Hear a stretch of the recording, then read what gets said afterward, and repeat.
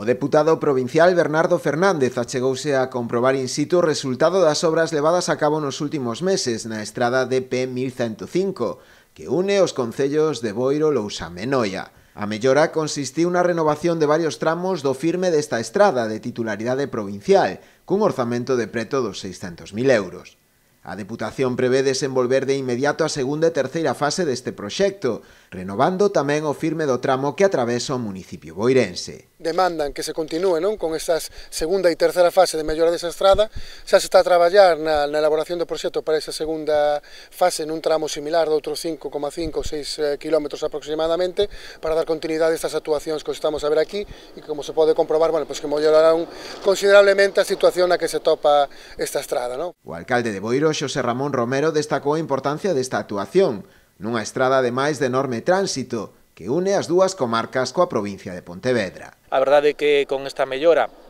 pois a vía se mellora sustancialmente, pero como dicía Bernardo, quedan dúas partes, sobre todo unha parte importante que é Cabrales Moimenta, unha vía de montaña con a dificultade que ten, e non só en ese tramo hai que mellorar o firme do vial, senón o tema da iluminación, porque en días con condicións meteorolóxicas adversas é unha zona moi oscura que habría que mellorar con captafaros, ojos de gato e incluso con iluminación. Acompañando na visita topábanse tamén a deputada provincial Sandra González e os candidatos socialistas de Noia e Lousame, Fran Pérez e Ana Domínguez respectivamente.